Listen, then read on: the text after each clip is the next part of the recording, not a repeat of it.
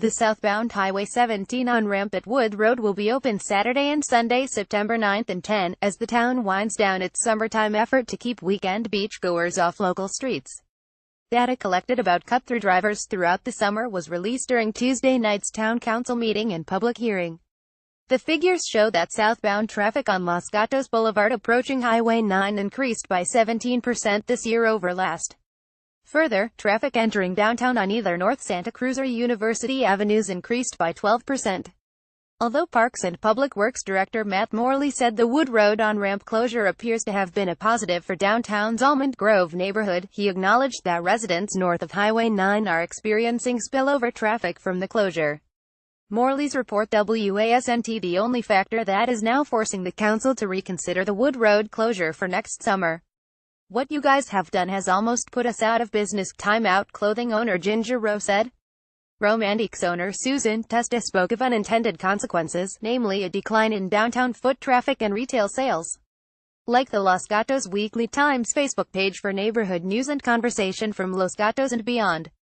"We experienced this decline in foot traffic and sales on weekends as soon as the Wood Road diversion came into effect," Testa said. "This decline was also on the heels of record sales in May, so I believe there's a direct correlation between the road closure at Wood Road and the decrease in business." Testa and Rowe urged the town to scrap the closure.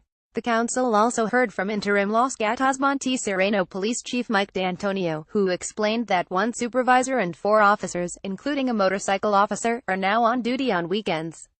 "The motor officer has a greater ability to traverse the roadways when traffic is impacted," D'Antonio said.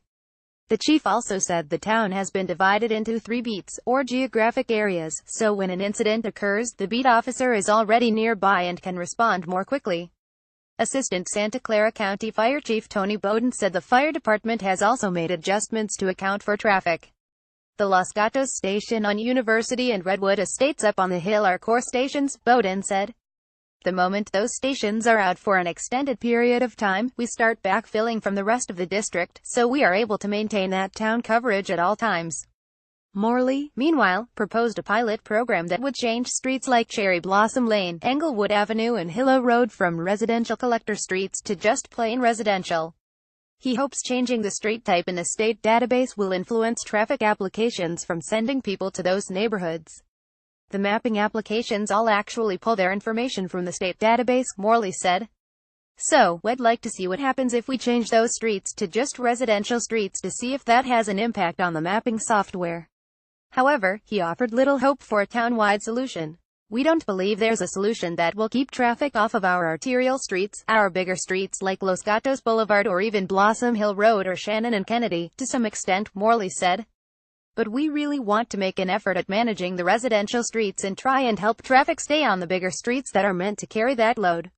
The town council voted to immediately start reclassifying approximately 20 residential collector streets.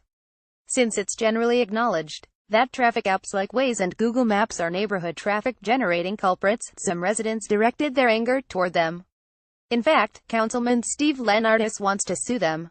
Town attorney Rob Schultz WASNT optimistic about a small town's chances going up against huge corporations like Apple and Google, but said he'd look into the possibility of litigation. Vice Mayor Rob Rennie asked that the town reconsider its stance against widening Highway 17. The town council plans to hold another public hearing to discuss cut-through traffic, but it did not set a date for that discussion. The council hopes to decide summer 2018 traffic plans early in the new year.